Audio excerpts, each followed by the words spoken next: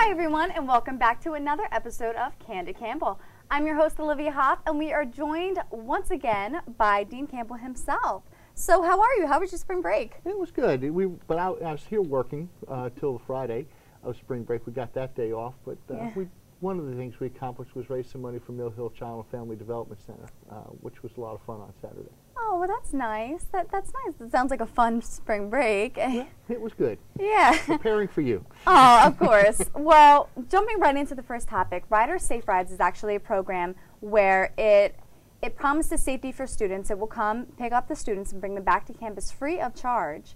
And the company that actually supplies that program has been giving it a little bit of criticism because they say although most students are courteous, there are a few that cause a little bit of trouble. So what exactly is happening with that situation?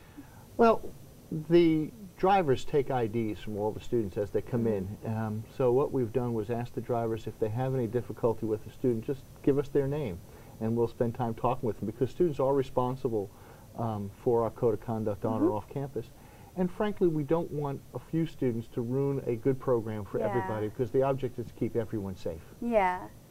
Okay. Well, that's great. So I hope they're going to continue with it. Nothing's going to change? Nothing's on the horizon to change. Okay, good, because that's a good program there. It is. It's a very good program. That's very good. Okay, well, nowadays, everyone's been going green. So Rider is not an exception. We have a few good things going on. We have a new recycling program. The buildings in West Village are actually considered green buildings. Right. So one of the new things that Rider is beginning to think about is taking all of the food waste and turning it into organic fertilizer. So can you tell us a little more about this? Well, that's just working with Airmark, our food service vendor. It's a good thing. We use a lot of fertilizer on the campus for the flower beds and everything, so this would be a very good way to recycle some of the food waste that we have. But you know, Rider's done an awful lot to really reduce its green footprint. You know, what we're trying to do is, if you look at the public safety vehicles, many of those SUVs are hybrids. I didn't know that. Yeah. We have, you know, you mentioned the LEED certified buildings in West Village. You mentioned the fact that, you know, we're doing a lot to save energy. We work with a company that controls, that helps us reduce the amount of energy we use in each of our buildings. This year, for the first time, we've put monitors on each of the residence hall buildings to see how much electricity they're using. Once we get a baseline, then we can work with the residents to see if we can reduce the amount of electricity used. So lots of things are happening that are real positive. Wow. Well, I'm proud to say the Rider carbon footprint is looking pretty much under control right now. Well, we're trying. It's our responsibility. Okay, great. That's wonderful. So recently, freshmen and seniors have been sent a survey through email by the 2010 National Survey of Student Engagement to figure out how they can make life a little bit better for students on campus. Right. So is there any, can you tell us a little bit more about? Well, we certainly don't have the results yet from them, because students are still filling them out. But the NESI, as it's referred to, really helps us look at what we're doing and how students are really engaged in learning. From past NESIs, we were able to find that we needed to improve some academic advising. We needed to add more experiential learning courses. We needed to add more internships. So it was a really way to gauge our students' educational experience against many others across the country. It's a national program. It also tells us a little bit about what the students' needs are, how students are changing. You know, if I worked and taught students the same way I did when I started 30 years ago, it would be, you know, people would think I'm just old and archaic, which they might think already, but students wouldn't have the same knowledge, they wouldn't have the same learning to do. So we need to understand what student needs are and how we're working with students to engage them in their educational. Okay, well, that's a very good idea. So students, if you see, freshmen and seniors, if you see this survey in your email, make sure you take it, because it's essentially to benefit us. Okay, well, there's a lot of talk going on in the news today about Governor Chris Christie, who proposed plans to try to better the economy while the state is in this deficit. So he decided to make a few cuts, and one of them deals with education. So how does these changes in Trenton affect Rider? Well, first of all, I want to say that Governor Christie's proposals are not final. Okay, they are just proposals. They do have to go through the Assembly and the Senate, And I imagine since he's a Republican governor and the Assembly and the Senate are democratically controlled, there'll be some hooting and hollering, say, before it's all over it. Just a little bit. Yeah. But Governor Christie's proposals, included, we would lose a subsidy for private education, which is approximately $2 million to Rider University, just right off the top. But the one that concerns us more than anything else are the changes that Governor Christie has proposed to the TAG program, the Tuition Assistance Grant. Now understand that his proposals are for freshmen only. The rest of the sophomores, juniors, and seniors for next year will be grandfathered in. Okay, so the cuts were just for freshmen. And we really don't know what the impact is. At the worst case scenario, Rider students right now, the maximum TAG grant is about $11,300, I'm sorry.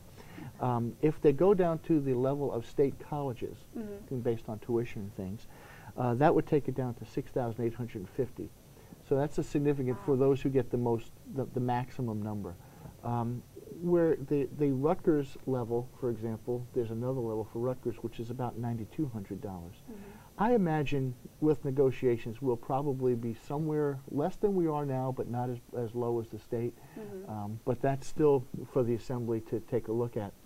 And also they cut was an 8.7% in EOP funding for the neediest students. All of these are for students that really need the funding. And really it comes down to access for education. We have many senators, Senator Cody, Senator Turner, that are on the side of education, and they'll be talking and proposing to reduce the cuts that were made by Governor Christie. So we'll see how it works out in the end. In the moment, we're doing everything we can so that students won't get hurt. If you know our track record in the past when cuts were made, we were able to reduce the impact to students by having all of the division heads look at our budgets, our operating budgets, see if we can reduce some of the spending we're doing. We can find any savings that we can have in our, so that we can put that money back towards student financial aid. Those are the things we're doing. I also notice in today's newspaper there are some other rallies, and there are going to be some Senate hearings that we'll want to attend. So there's a long way to go before we get there. Students shouldn't be too overly concerned because the fight's not over, but it will have an impact on many of our students. Okay, well, it's very interesting to see how that'll turn out. Yeah, 40% of our students receive TAG funds. Wow. So it's a large chunk of our population. Yeah. Okay, well, we'll see how all that ends up. Now, also recently, the Lawrenceville Township was talking about taxing the Rider students, and President Rosansky, thank you, went out and talked to them, and luckily they tabled the issue. It may be brought up again, but as of right now, it's kind of put to the side. So what exactly is going on there? Well, the League of Municipalities had a meeting, and those are all of the mayors and the county executives and town executives. They had a meeting, and face it, they're looking for funding as well. Yeah. So they're saying, we have these universities in our area.